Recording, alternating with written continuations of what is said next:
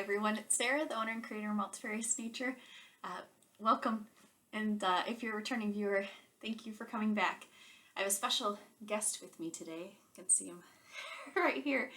My husband's been working downstairs, and Maverick, he's our mini Aussie.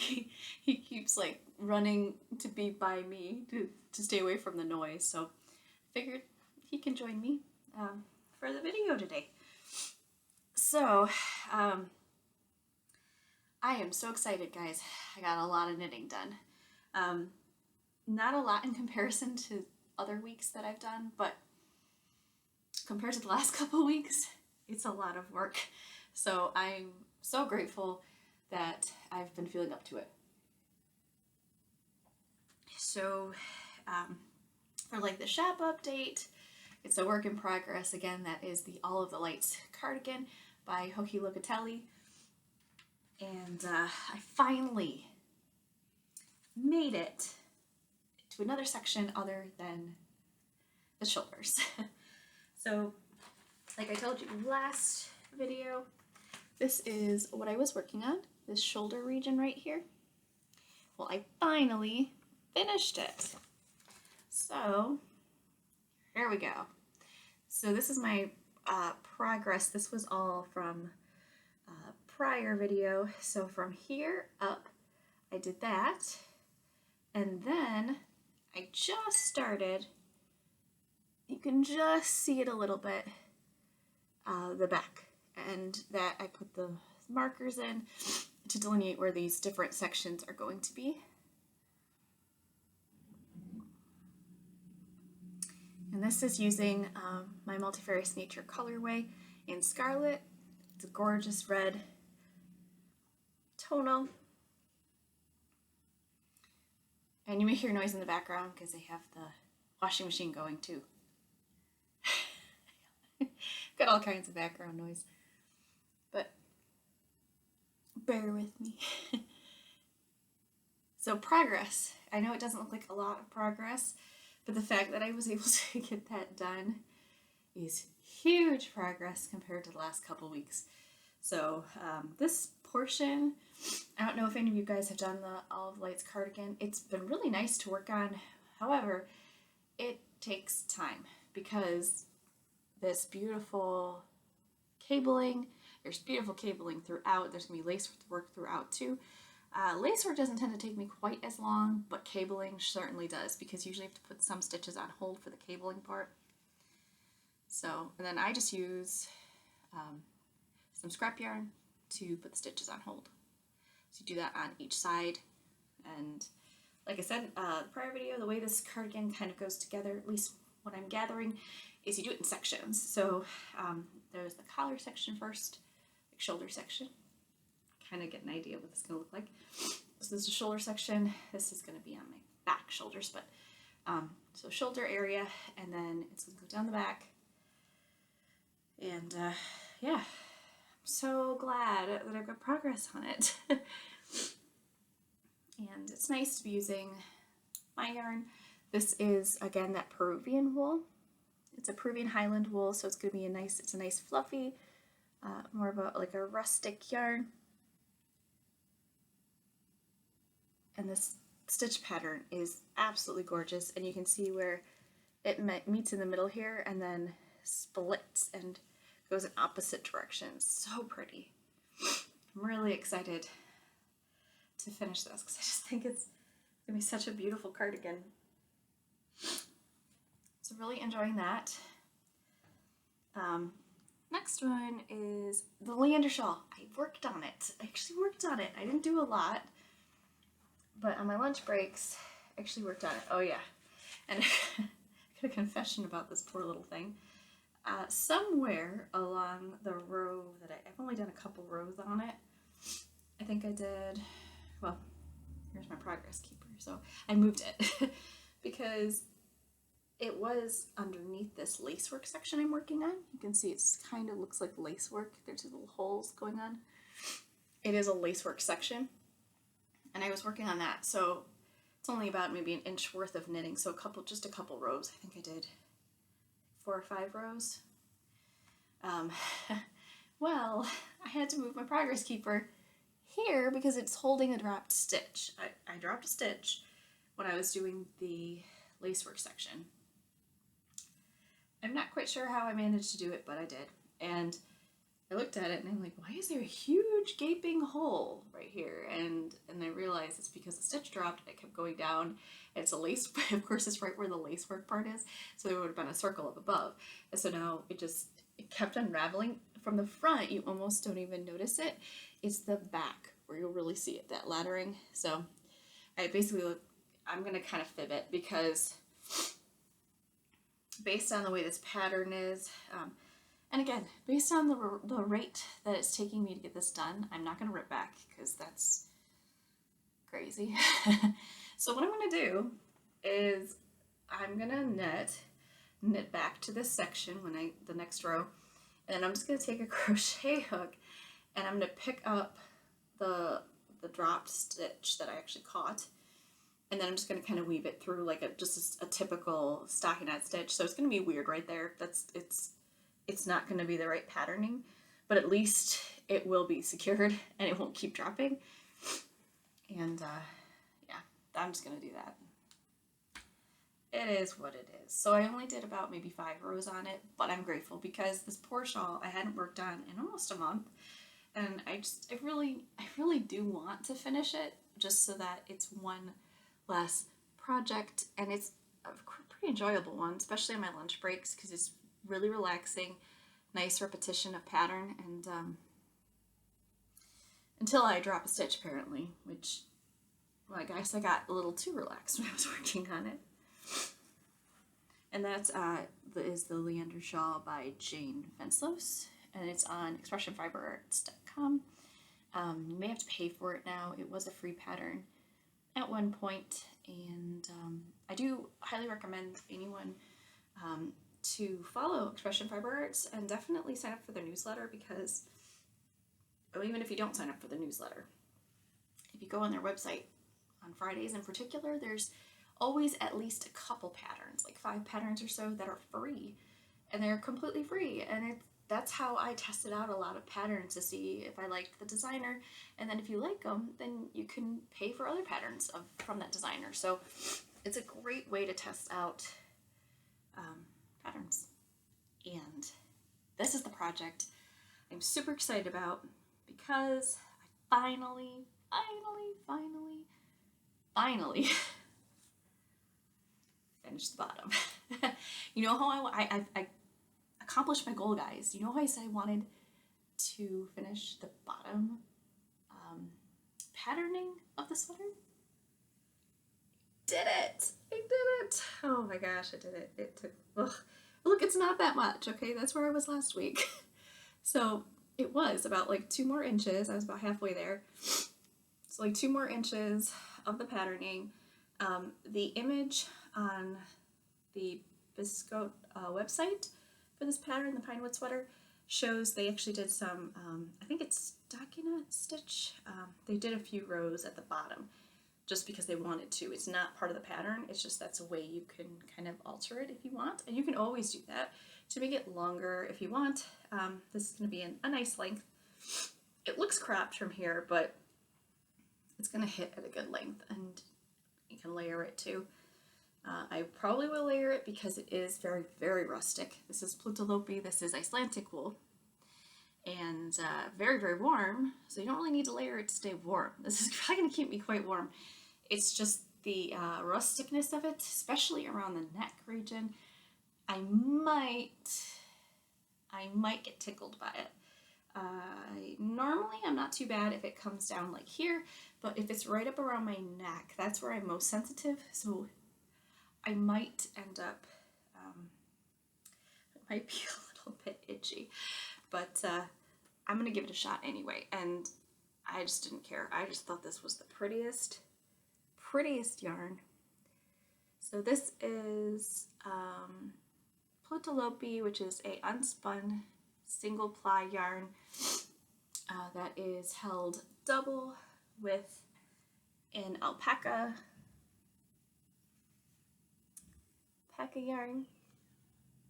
Super soft. And that just, this adds the strength for the short, because I do continental style knitting. This gives you that strength for when you have the length. You know, you're usually tension between your fingers and such, and because of that, Fenceloss is strongest in tight, in the small area. So in the stitches, it's very strong. But when you're knitting and you have like that length coming from the ball, that length going through your fingers, that is where it can break. And it has broken.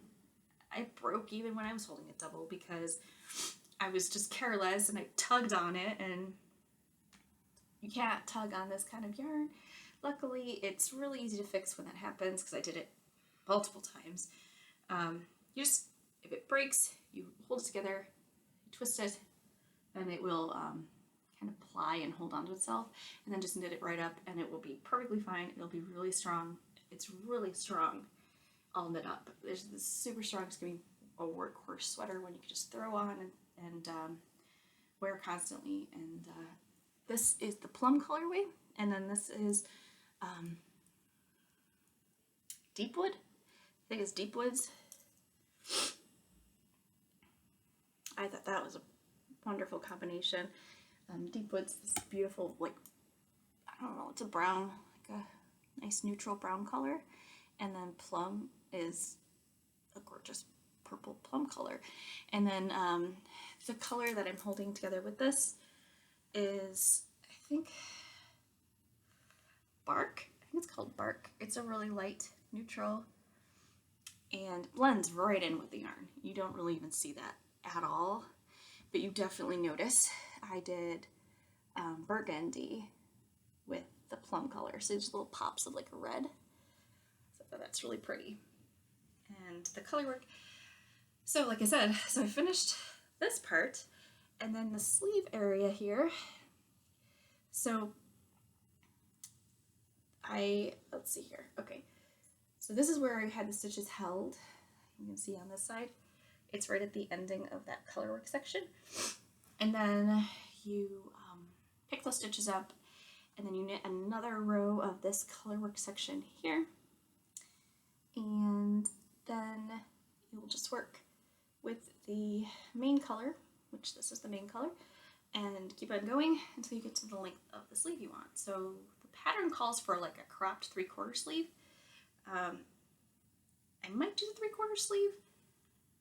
I might have enough where I can actually do it like a cropped sleeve that's not 3/4. So 3/4 sleeves usually around here. I feel like if it's here, I might itch again a little bit. But if it's here, it might be okay. I don't know. We'll see.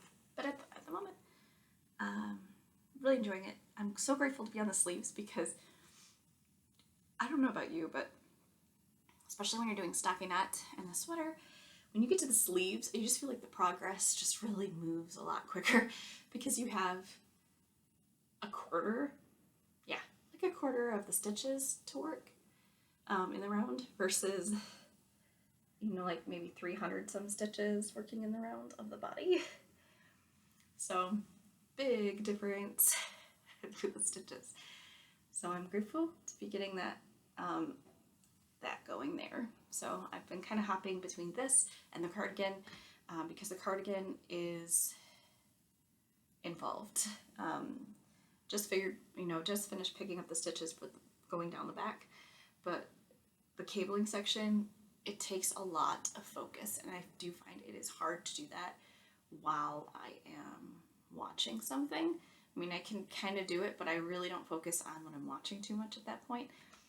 So if there's something I really want to watch, this is a much better project for me to work on because the colorwork section, super easy, and there's not a lot of it. I mean, I pretty much finished that. I'm just going to do, like I said, just one repeat of this pattern of colorwork on this side when I get to that side, and that's it. Like the rest is all going to be the main color. So it's really easy. And the sleeves, there's not going to be this patterning. This is just on the bottom. The sleeves are just going to do, I think it's a 1x1.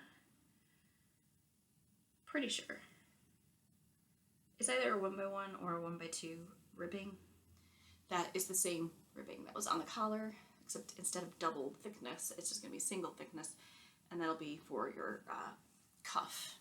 There's like a little bit on there. So yeah, I have a picture here. It's super small and probably not going to be read very well in this. It's a little blown out. Yeah, but you can see there's like a ribbing. If you go on their website, it's a lot better. It's super hard to see on here. Oh dear. Well, I tried. Yeah. But loving this. Loving it. And I just want to finish it so badly. Because today, I don't know about you guys, but today just really re-energized me. It's absolutely gorgeous outside. I actually got up really early for the weekend again. I actually kind of like doing that. It's a little weird, but I like it because when like going shopping, the food store, I don't mind going to the food store, but right now I tend to go on Sundays, and I find it's really busy there, like afternoon when I usually go. So today I actually planned on going early, got my list together, went early, and I was so grateful because there were a lot less people there. So that just made for a less chaotic experience, especially since they're working on our food store right now. So things are being moved around the store constantly. So every week I go, the things are in a different area than they normally are. And these are things that you usually always get, like your bread or, certain vegetables and stuff. They keep shifting things throughout the store. So it makes it a little more complicated when you're trying to find what you're looking for. You go there looking for the bread, which is usually at the front of the store, and now it's not at the front of the store, it's at the back of the store, kind of towards the middle. It's in a completely random spot right now because of what they're doing. So it just makes the shopping experience a lot less efficient because normally, I don't know about you guys, but I make my shopping list kind of in the order that the store is set up, so that way I can go through, get what I need as I'm going through the store, and it works really well. And I'm usually pretty efficient when that happens, but in the past couple of weeks, pretty much for a month now, I haven't felt very efficient because I go in there and trying to find this stuff, it's like you'll go to where you think it's supposed to be, it's not there, and so then you go, you're backtracking and following your footsteps back and forth multiple times, and it makes your efficiency go way down. So, oh well. It's looking really nice though. What they're doing to the store is really nice, and I'm so excited that they're able to do that. Especially with everything that's going on in the world right now, when they can actually, the business is doing well, and they can actually give it a facelift and make it look more inviting for people and easier to shop. When it's done, it's going to be a lot easier to shop. It's going to look really, really nice. So kudos to them for being able to do that. But it's the interim process that's a little bit of a growing pain. I'm grateful they don't shut the store down while they're doing this. It just makes it quite confusing for those of us shopping, but just have to kind of like allot for more time than normal. It still takes me about an hour to shop, no matter how hard I try. But that's that. He is so peaceful right now. You can't even hear him. He's so tired because he was jumping up and down and like hiding. Because every time, like Dan's working with a nail gun right now, and hammering and all kinds of stuff. It's like every time you hit the hammer or like shoot the nail gun, then Maverick will like come running. So the dogs are going like back and forth, back and forth, back and forth. So tuckering themselves out because they're not just relaxing like they normally do.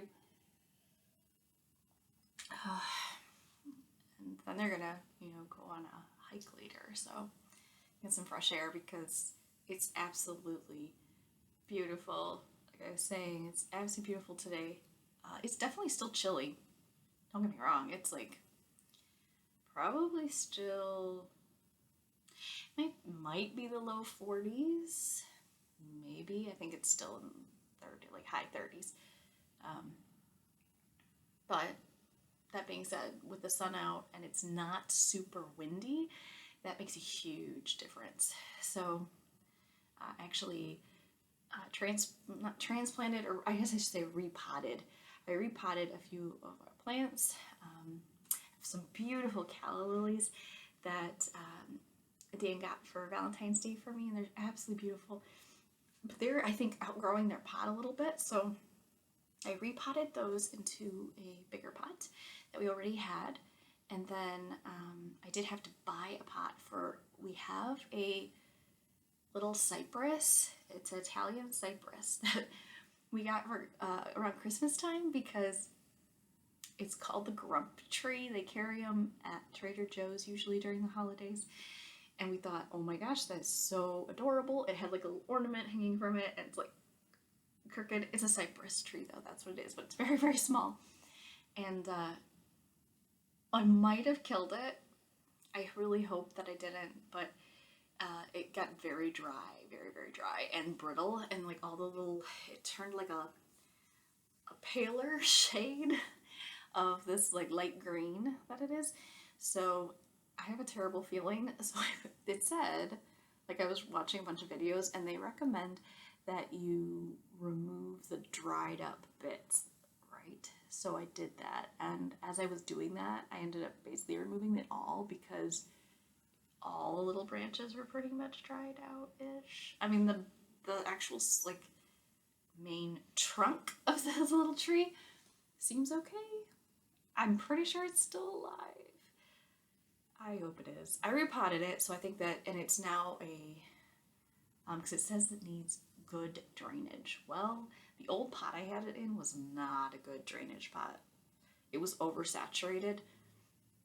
So what I did is put it in, I did buy a pot, just a little basic one that, you get from your garden center, and it does have a decent drainage, and so I just ceramic, put it in there, put some new fresh soil in there, and added some plant food, because I hadn't done that, and they recommend you do that like so often. So I did that. I put the new soil, I watered it, and it says they like light, and I had it in a shady spot, because initially when it was getting dry, we thought it was getting overheated. Well, it probably was getting dry, but it really likes the sun. So I put it back in the sunny spot. So we'll see what happens. I really hope I didn't kill it. They're such pretty little bushes, like when they start to get bigger. And of course, the Italian cypress, if you're not familiar, I don't know if you've ever been to Italy, or if you've ever seen the movie Under the Tuscan Sun. There are those creepy Italian like trees that they basically look like really tall, long, skinny, big though. I mean, they're big trees. I mean, I think they get like, I don't know, 60 feet tall, 30 to 60 feet. I don't know, pretty tall. It's not like a bush. This is not a bush. This is a tree. It's a cypress tree. And they're beautiful. So, and they smell really good. They have like a lemon scent to them. So I really hope I didn't kill it. But we'll see. Because it would be kind of cute to have this little bush in the house. Because they stay small for a long time. I mean, it takes a while for them to get big. And you can keep trimming them so they stay small, And, well, we'll find out. We will find out.